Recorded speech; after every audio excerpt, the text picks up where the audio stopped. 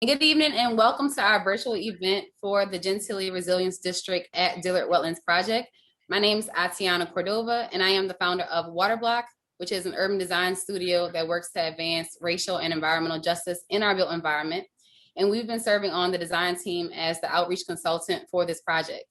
So for those that may be unfamiliar with this project, the Dillard Wetlands site is a 27-acre wetland tucked along the western side of the London Avenue Canal, which borders the former Gregory Junior High School site and across the canal from the historic Dillard University. This project is a part of the Gentilly Resilience District, which is a combination of efforts across Gentilly to reduce flood risk and slow land subsidence. Tonight, we are honored to host this event entitled Remember and Reclaim, a panel discussion exploring our historic relationship with land. But before we introduce our panelists, we'd like to review the agenda for this evening. So give me a second to share my screen with you all. Okay, can everyone see my screen okay? Give me a thumbs up if so. Okay, perfect. Thank y'all. So this is the project site that we're talking about. So as you can see, the London Avenue Canal, the Virgil Boulevard street boundary, and the Orleans Parish School Board site is the area in which this project falls. So for the agenda tonight, we'll do a brief round of introductions for anybody else from the design team that is here on the call tonight, as well as any city staff that's present. Then we'll have our presentations done by our panelists. We're blessed to have 3 panelists join us tonight. Sasha Irby with the Bobancha Collective, Leon Waters with Hidden History Tours, and Dr. Robert Collins from Dillard University. And we'll learn more about their work and their roles a little bit later on. After those presentations, we'll have a bit of moderated discussion done by me to the panelists based on the information that they shared regarding our topic tonight. Then we'll have some mini breakout sessions to start to think deeper about the history and the information that was shared, but also generating names for this project site. So as of now, the project is titled the Gentilly Resilience District at Dillard Wetlands Project, but that is a temporary name. So through this project, we want to come up with a name that the community actually has helped create and that they have buy-in towards. So that's going to be part of the discussion with those breakout sessions. And then in closing, we'll have some last comments and information to share our next event, which will be held on Saturday in person. And if anybody has any questions, we'll be more than happy to answer that as well. Okay, so before we move on, we're going to do our brief round of introductions. So if anybody from the design team or city staff wants to unmute themselves and just give an introduction of who you are and your role in the project, and then we'll transition to the panelists. Not all at once, y'all. I guess I can go first. All right, Mari. Good evening, everyone. Like Atiana said, thank you for taking time out of your schedule to join us this evening. We are very appreciative of it. My name is Amari Cordova, and I am the Communications and Data Specialist for WaterBlock. This is Nina Ryans with Freeze and Nichols. I'm the project manager of the project for Freeze and Nichols. And we have at WaterBlock, Batcher and Eustace all on the design team. I think we have some representatives from those as well. I'll go next. Hi, everyone. I'm Joel Tillery with Freeze and Nichols, leading the technical design of the project together with Batcher and working with Nina and Atiana. I'm glad to see all of you this evening and look forward to the discussion. Hi, Aaron Chang. I work in support of Batcher, Freeze and Nichols, and Atiana on this project. And I'll be one of the facilitators for the breakout rooms. Hello, everyone. My name is Kiera Horton. I'm with Freeze and Nichols, and I'm working as a project engineer. Hi, everyone. I'm Jenny Snape with Batcher Engineering. We're a sub-consultant to Freeze and Nichols on this project for design. Hey, everybody. I'm Andrew Doyle. I'm also with Batcher Engineering. I'm going to be helping with sub-consultant work for the site design of this project.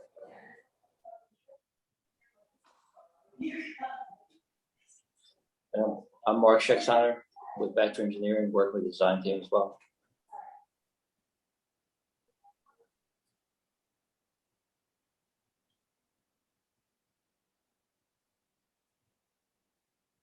Anybody else from the design team or city staff? I'm Rodrigo Medrano, project manager from the city on the project.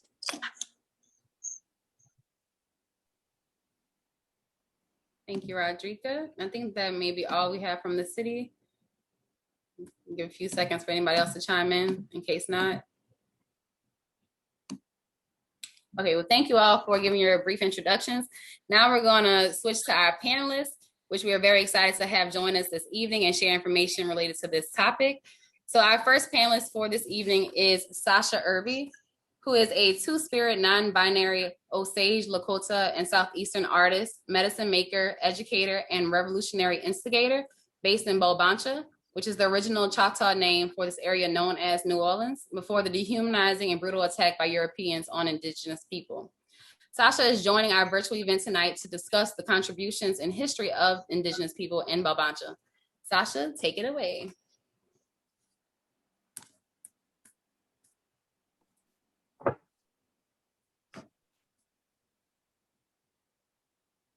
Hey y'all, I'm Sasha.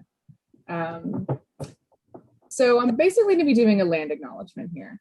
And so you can go to the next slide. The area of New Orleans, or Bulbancha, as its original title, where we are based is known by most people by that colonial term, but there's nothing new about Bulbancha. Prior to European incursion on this land, this was a port trade for all of what we call now the Americas, much as it still is. Before there was a French market, we had our own markets here, where goods traveled intercontinentally as part of complex and deeply generative trade routes. We were a bustling area of civilizations, nations, and all different types of peoples exchanging languages, goods, and cultures. Before Bienville, this place already had names. And like Atiana said, the Chata or the Choctaw called this place Bulbancha, which translates to the place of many or foreign tongues. And that sort of also the Yama word for Bulbancha, which is for the place is Bulbancha, which is the local trade language that was used in this region. There were a lot more people than Chata people here though. This region had the Oklapisa, the Achakta Piupula, the Achakta Fati, Bayuk Okla, the Chawasha, the Natchez, and the Chitamacha, as well as a lot of other folks. In the wider area, you had the Tunica, the Biloxi, the Atakapa Ishak, Muskogees, Caddos, Homas. And then there were also people came because this was such a diverse trading region. There are people from further up the Mississippi River who also found their way down here. The Osage made their way here at one point. The diverse people here converged on this city, where goods, ideas, all of these civilizations intermingled like the Delta itself, like those waters of the Mississippi River across Turtle Island and all the way into the Gulf of Mexico, forming a multi-dimensional richness that is our home. Lest we get too comfortable in giving lip service to stolen land, let me state this. A land acknowledgement, which is what this is now, acknowledging the land here, only acknowledges that a colonial power claims, uses, and extract land that is not theirs by heritage or stewardship. As soon as acknowledgements are over, most places, most folks or institutions kind of pat themselves on the back and continue to benefit from the pain of the land and the original stewards of that land. So land acknowledgements really must acknowledge and commit to the land. The land is central to identities of Indigenous people. And so I'm taking the time to center the land specifically, to feel what she is saying to us, pain, desire, history, offers to nourish us, to bring beauty into our lives. As we enter into these solemn agreements with her and to each other, we have to learn to live as a family in respect and community. The land doesn't just include the land that are feet underneath our feet. It includes the water. It includes all of our lives, rock, leaf, microscopic, winged, many-legged nations, all who are unjustly subjected to modern society's human-centric whim. We must keep them, their rights, and their dignities in mind when thinking of anything to do with land projects or thinking of the history of land and place. And so land acknowledgements are really just step one in entering into relationships with Indigenous people and relationships with the land itself. It's only that step. If we only acknowledge that the land is stolen, it's really not enough. That viewpoint of just acknowledging that something happened and sort of sweeping it under the rug really perpetuates so much of the violence against Indigenous peoples, against the land, against all people of color in this nation. Indigenous peoples are still here. We're here, we're all around you. We're still fighting to protect this land and to act in a sacred relationship between us and all of these non-human nations of the earth that have been given to us since time immemorial.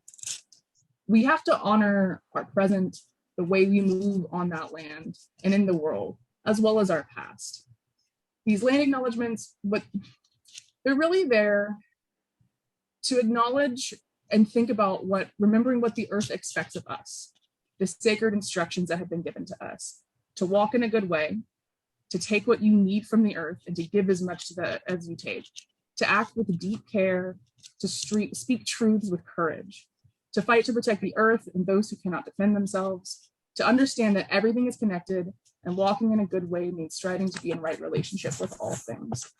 And so sort of thinking about that, I feel like the way to go past just land acknowledgements is when we think about land, when we think about Indigenous relationships to land and how those act in the present, thinking about how we have to think of things not just from a completely human-centric point of view. The way that we think about the ecology and the right for that ecology to live as much as us, and how that ecology also shapes us. Like, it is a part of our community, and I think it's important that we remember that. And that's what I have. Thank you so much, Sasha, for that beautiful start to our conversation. It definitely puts the footing in place for us to build upon as we go forth tonight. Our next panelist this evening is Mr. Leon Waters. Mr. Leon Waters is a 71-year-old native of New Orleans, Louisiana.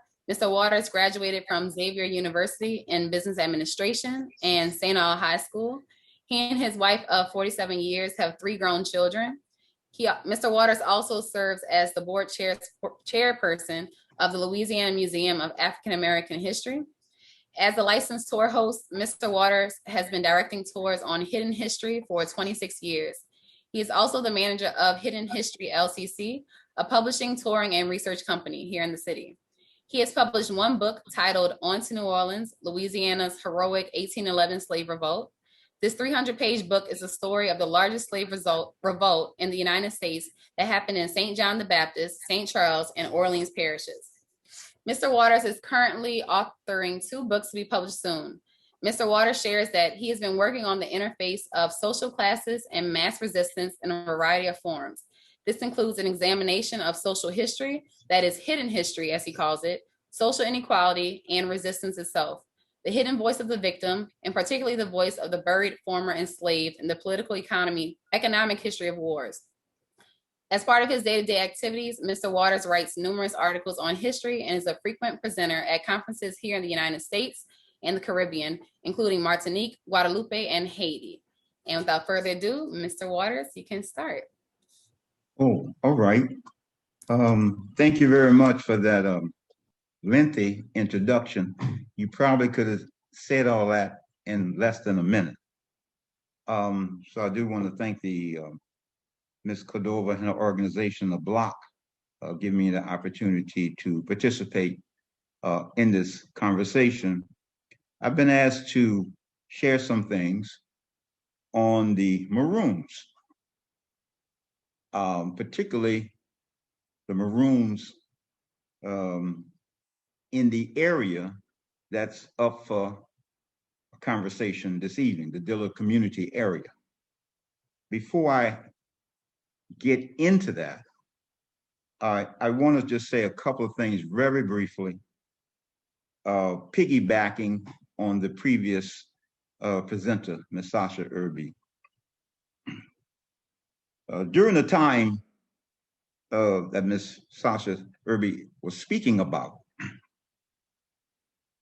is a time when the people who were living here were living on communal land. collective land. There was no such thing as private property. And there was no such thing as a state. France, being a major colonial power, second to England, is going to conquer this place, this particular place in the world. And when they conquered this place called Louisiana Territory, it's going to be named after King Louis XIV, the King of France. That's how he got his name, Louisiana Territory. France is going to start a city by two low-down Frenchmen, gentleman named Jean-Baptiste Lemoyne de Bienville and his brother Iberville. These men grew up in Canada. They are the co-founders of New Orleans, and they would start the slave trade in this part of the world. Now, when the French came here, they got introduced to the indigenous peoples that she spoke about earlier. They tried to lie, hoodwink them, because that's what they are, thieves and exploiters. They introduced all kinds of trinkets trying to trade with them. But the native people introduced products that took more labor time. Fur from the rabbits, fur from the deer, skins from the alligators. So in the beginning, the trade was unequal. France could always return back home, make a profit or surplus. They would then later try to enslave the native peoples, but because they had been here for tens of thousands of years, they fled to the interior. Actually, less than 200 actually got enslaved. So that compelled France to look elsewhere. They looked toward Africa, and from East, Central, much of West Africa, and somewhere Brazil, hundreds of thousands of people be brought over here, crossing the Atlantic Ocean, up the Gulf of Mexico, and up the Mississippi River, where they will unload those people on the other side of the river in an area called Algiers today, but at that time, it was called the King's Plantation. So France is going to install two social classes on this territory. An enslaved class of people, the oppressed Africans, and an enslaving class, the white French. At this time in history, a colonial state is going to be established. The colonial state was made up of the Catholic Church and the colonial government. So together, they sat on the same board of directors, and together they participated in the exploitation, the super exploitation of enslaved Africans, and they profited off the backs of all the labor, the unpaid labor they produced. So you got to keep that in mind, of two major institutions that were at one time physically together and financially together. Even though today they're separated, but there's still a lot of social, ideological issues that bind them. Now this situation is going to lead to intense, sharp class struggle between these two social classes. Resistance, noble resistance, will come from those oppressed African women and African men. And the oppression took different forms. Some people were successful in running away, fleeing, running all the way to Mexico. Some were successful in organizing revolts. The French Quarter was hit a number of times. And some were successful in running away, but remaining in the area to help free up more people. And this is the heart of our conversation this evening. These people were called Maroons. These people were former enslaved persons who were successful in escaping from the control of their master. They were Africans who freed themselves. They self-emancipated themselves from the white oppressor class. And because they self-emancipated themselves, this delivered a financial blow to the white oppressor class. The colonial and plantation authorities did their best to try to recapture them by contracting with slave catchers, because they've lost money. If I pay $400 or $800 for you and you ran away, that hurt me as a slave oppressor. So they had to find ways to recapture you. And in the process of trying to recapture you, they would have their slave dogs and their slave catchers, but they would take, the brothers and sisters would do their best to fight them back, the dogs as well as the slave catchers. They would do their best to hurt them. They would do their best to harm them. They would do their best to kill them and feed them to the alligators. Now, many of these people assisted in freeing others from the city of New Orleans and the plantations below and above the city of New Orleans. Some of them would participate in slave revolts and the burning of the French Quarter and other parts of the city. They would inflict real pain on the oppressor class, their property, their businesses, their farms, and their colonial state militia. They will reside in the swamps surrounding the city of New Orleans. Once you look at this map is about 1789 to be exact. When it says circa, it's about 1800, okay? This is during the time when Spain is in charge. Spain, colonial rulers ruling things. One of the most famous of these Maroons was the revolutionary fighter named Saint Malo. He was owned by a plantation owner in St. Charles Parish, but he was loaned out to a plantation owner in what is today called St. Bernard Parish. He would escape and he would organize a number of revolutionary slave resistors. At one point, according to the authorities, the white authorities, his group numbered over 200 people. Eventually, the Spanish would successfully capture him, employing the dirty, treacherous works of a section of the free people of color, a social strata created by rape that played sometimes a treacherous role in the struggle for freedom of people of African descent.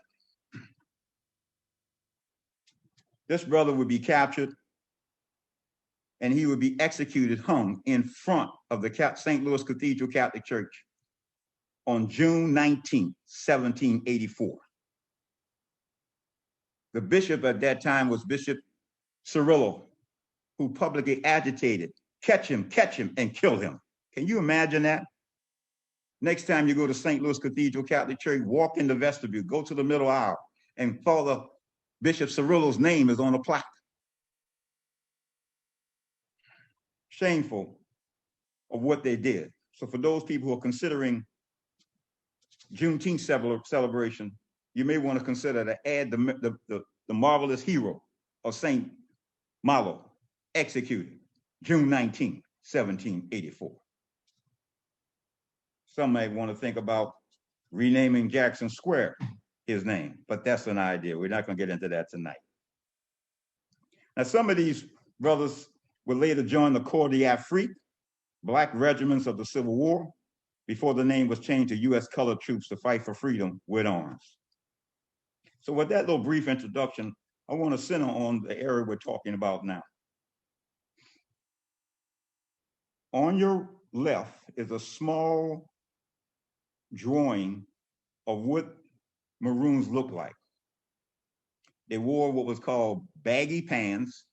At this time, the retail stores in the French Quarter identified those pants as monkey pants. They wore baggy shirts, and the retail clothing stores in the French Quarter sold them as monkey shirts. This is just gives you an idea of people living in the swamps, eking out an existence. On the right side is the map blown up a bit. I want you to look at the line that says Bayou Gentilly. Under that line is the word Chef Menteur Road. And on the left side, you see the line, the word Bayou St. John. Dillard is approximately between those two points of interest, okay? I don't have a pointer on me, but I'm talking about that area. The southern part of that area to your left, you see the word Metairie Road. It refers to Old Metairie Road today. So it's between these two areas, Bayou St. John and Bayou Gentilly, which under that says Chef Menteur Highway Road, named after the native people. is the area we're talking about. This area, all the way to the east and all the way down St. Bernard Parish and Plaquemines Parish, is saturated with women and men and children who were living a life of the Maroons. So I want to read something to you that talks about the Pacific area, number 4. Number 4 was a Maroon area, Maroon colony. When I say colony, I don't mean to say that these people colonized others. I'm not using that word in that term. What I'm saying is that these are groups of people who had similar common characteristics, common language, common culture, that lived together and took care of themselves. It's around this time that New Orleans is under Spanish rule. Spain is going to rule this area from 1762 to 1803. France ruled prior to that, 1718 to 1762. And then in 1800, Spain ceded Louisiana territory back to France, and then later France ceded Louisiana territory to the United States in 1803, becoming what most of us know as the Louisiana Purchase, which resulted from the blows of the noble, valiant Haitian Revolution. America now takes over. Now, if you look at this area between Bayou Road and what was then called Bayou Gentilly - Chef Menteur Road, a few miles away to the east is Maroon space, let's say number 4. I want to read to you a paragraph from an article from the New York Evening Post, written by one of their reporters, published in December 4th, 1827 issue. The article is titled Maroon Colony, North and East of New Orleans. This article is also published in the book I published, which everyone on the Zoom call tonight should get. That book is titled On to New Orleans, Louisiana's Heroic 1811 Slave Revolt. Now let me read what it says. On page 77, it reads as follows. We heard of a circumstance yesterday, which is of a nature to rouse the vigilance of the constituted authorities of our state. A Black woman returned to her master in this city after an absence of 16 years. By her account, it appears that there is a Negro settlement about 8 miles to the north of the city between Gentilly Road and Lake Pontchartrain. The spot where the Negroes have located themselves is situated in what is usually called trembling prairies in this country. Similar to the oasis of the Great Deserts, a piece of firm soil has been found, to which the approach is cut off by swamps resembling quicksands in their nature, as they are sure to swallow up the inexperienced hunter who ventures within their vortex. It appears that several Blacks have discovered the means of passing those morasses, meaning marshes in the swamps and tall grass, have sought for and fixed their homes in the small tracts of firm ground, which are and there discovered in the center. The camp from which the aforesaid Negress came is said to contain 50 to 60 souls who regularly plant corn, sweet potatoes, and other vegetables, and raise hogs and poultry. Some, no doubt, occasionally resort to fishing, but the object of their excursions generally is to pillage by night in the environs of this city, New Orleans, unquote. Now that comes from one of their newspapers, 1827. It wasn't written by Charles Blow. Charles Blow is a famous Black writer today. So this comes from one of their newspapers, okay? At the same time, they created temporary safe havens. They were compelled to liberate food from the city and plantations. This involved taking turkeys, chickens, pigs, roping off cattle and dragging them to hiding places. Many of these people slept on logs. Many of them burned cypress leaves to make a smoke and keep the mosquitoes away. Sometimes they will cook very, very late at night to ensure that they would not be discovered. They would cook in a way that they maneuvered the smoke through the center of cane and wood over a distance, sometimes over 20 to 30 yards on the ground, with the end of the cane or wood in a body of water. Can you imagine that? Cooking 1, 2 o'clock in the morning and maneuvering that smoke through wood and cane, such that 20, 30 yards later, the smoke comes in, empties into a body of water. Well, these people were very intelligent. They were brilliant. In this way, smoke would not reveal their location. These rebels created their own independent space to exist and maintain themselves without interference or by the white oppressor class. I want to stop there because I'm trying to succinctly share with you that the area we're talking about would be forced upon us after the indigenous people are displaced.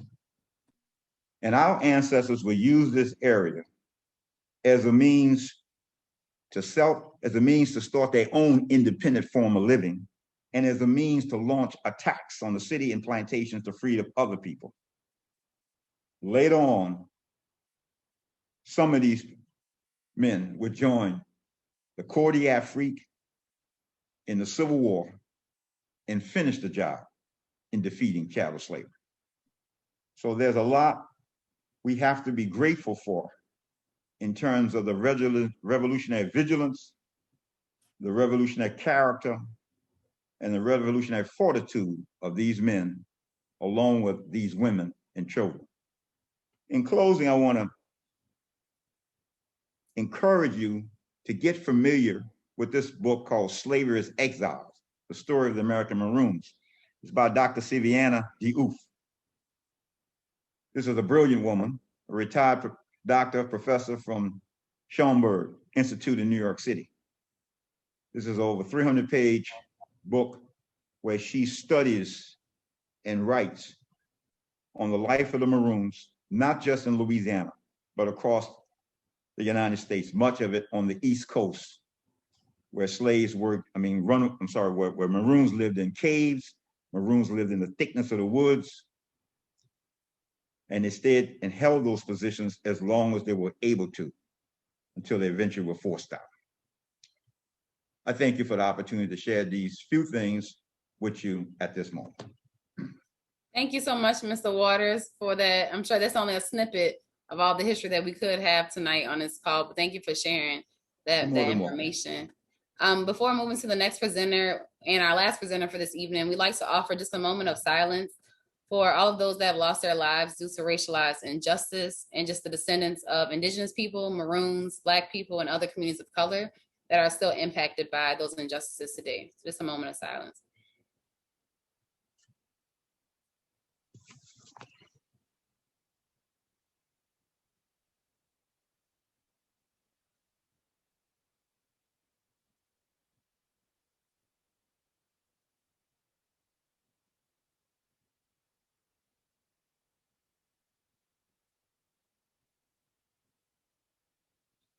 Thank you all for still being present, still being part of the conversation. We're going to move on to our last presenter for this evening, who is Dr. Robert Collins. Dr. Collins is a professor of urban studies and public policy at Dillard University, where he holds the Conrad N. Hilton Endowed Professorship.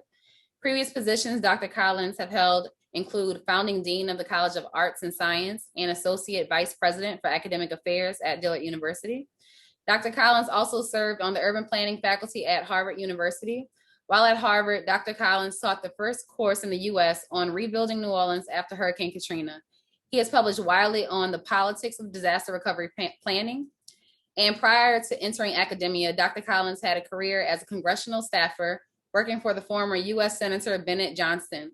He appears on television regularly as a political analyst, mainly in the New Orleans media market. He also has appeared on international television networks, including the British Broadcasting Company. Dr. Collins holds a BA and an MA in mass communications and a PhD in urban studies, all from the University of New Orleans. Dr. Collins is joining our virtual event tonight to discuss Dillard University's relationship to this project. And Dr. Collins, feel free to start when you're ready. Okay, good evening, everyone. Okay, we can go on to, just so I guess I'll talk a little bit about what we do at Dillard University first. So I'm in the the Department of Urban Studies and Public Policy. And in Urban Studies and Public Policy, we do general city government, the study of the efficient operation of the city government. We also do land use planning, zoning, master planning, et cetera, and anything that has to do with the policy and the planning and the zoning of the city, broadly defined. We also have a technical division that does geographic information systems and GIS planning. We fly drones and do drone mapping, et cetera, that sort of stuff. Okay, so I guess first what I wanted to talk about is the actual boundaries of the Dillard neighborhood. Now it's important to keep in mind we don't define what the Dillard neighborhood is. The Dillard neighborhood is determined by the City Planning Commission, and it actually has hard boundaries that the city decides. And so we are in the middle of the Dillard neighborhood. As you can see in the map that's on the screen right now, that's a map that I borrowed from the data center, which they got from the City Planning Commission site, and you can see the boundaries of the Dillard neighborhood there, Mirabeau, Elysian Fields, 610 Pratt Drive. So those are the boundaries of the Dillard neighborhood. And it's important to keep in mind the Dillard neighborhood and the Dillard campus are two different things. So and just keep that in mind. Okay, I guess we can go on to the next slide.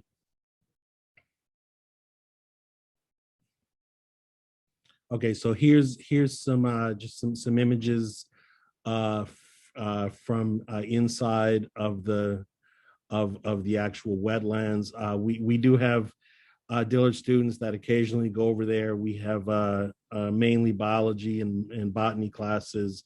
They go over and they take soil samples and water samples and tree samples, et cetera, and they do research on the various type of wildlife that lives over there and the microbes and et cetera that live there. So we do have scientific study that goes on over in the wetlands. Okay, next slide. That was the last one, Dr. Collins. Last one. Oh, okay. What happened to the history slide? Say it again. The history slide. The slide with the history. So that's the one you actually replaced with that first one. Okay. Yeah. All right. I thought we were still doing the history stuff. It's okay. Okay. So just a brief history of Dillard. Dillard University is named after James Hardy Dillard, who was an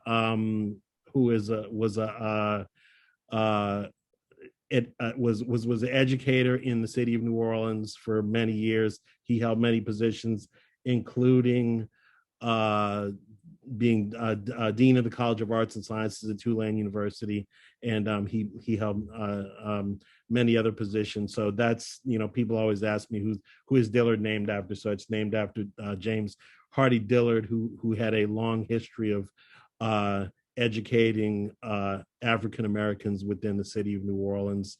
The Dillard has been on its current campus since 1930, it opened on its current campus in 1930. Construction was started on the campus in 1925, 1926. And if you can we go back to the map with the parcel map that was before and before?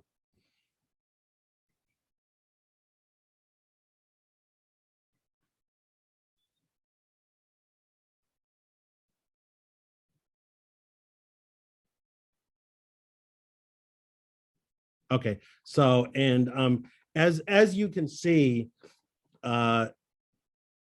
originally the site where the wetlands was part of a one large parcel. So what happened was in the 1940s or 1930s, Dillard purchased that entire parcel, and what happened was, I think the original trustees thought at some point in time there were going to be pedestrian bridges built across London Canal, and so people could walk back and forth, and that would be one campus.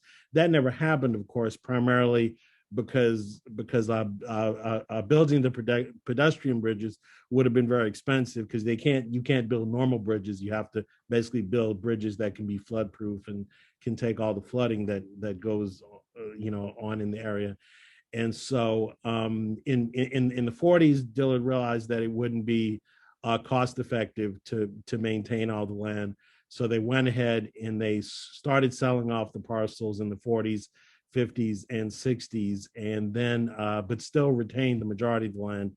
And then the rest of the land that's now the wetlands area was transferred to the city in a land swap that happened in the 1980s, when Dillard swapped the land that is now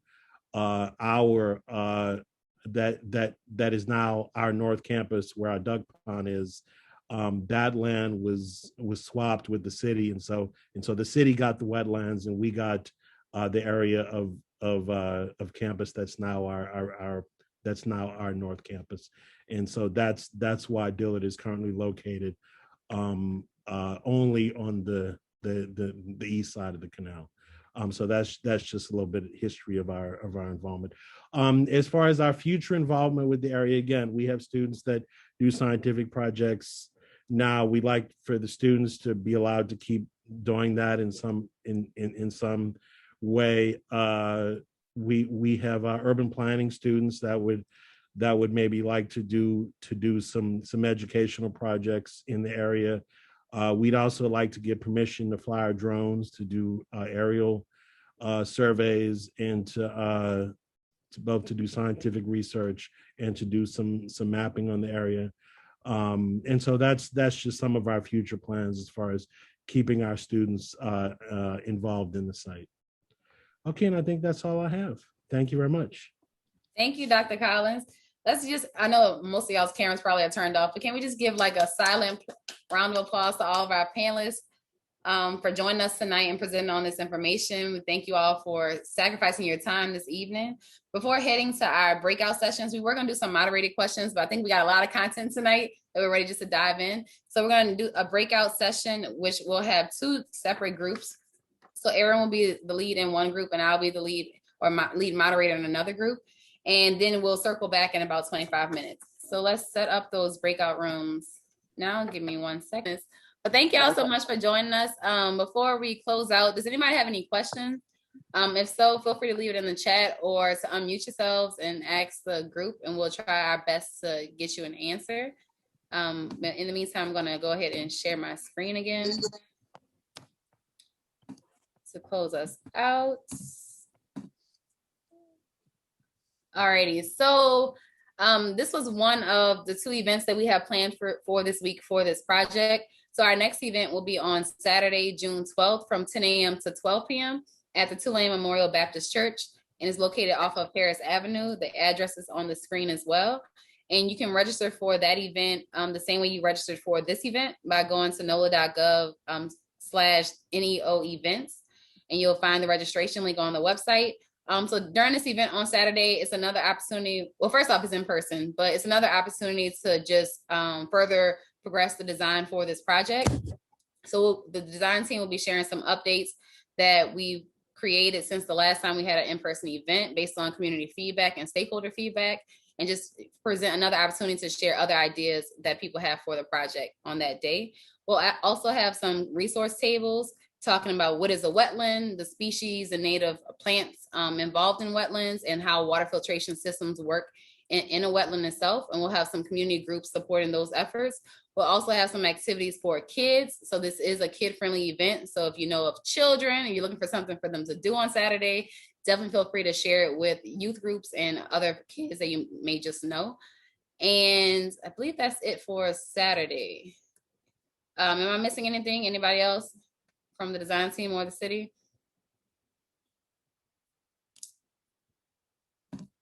Doesn't sound like it. All right. Okay, thumbs up. Y'all know y'all are muted. Y'all gotta help me out. Thumbs up. Okay, perfect. Okay, so then in closing, thank you once again for joining this evening. We're trying to wrap up just to be mindful of y'all's time. But if you have additional information, you want additional information about this project, feel free to contact the phone number or email address below. You can also find more about this project on the website. If you search Dillard Wetlands New Orleans, it should come up. And without further ado, I think that is it. And we're going to just give another thank you to our esteemed panelists for joining us and the information that they've shared. Yes. Thank y'all for giving those silent applauses. We definitely appreciate their time. And some of the panelists will be at Saturday's event. So if you want a chance to talk with them further about some of the information that they shared, or just how that could be used to come up with names for the project or different other aspects of this work, definitely feel free to come on out on Saturday. So that's all I have for this evening. It's getting dark where I am right now. Anyways, the light is going down. So I'm going to close out unless anybody else has any other questions. So it sounds like we don't have any. So thank you all for joining, and I hope y'all have a good rest of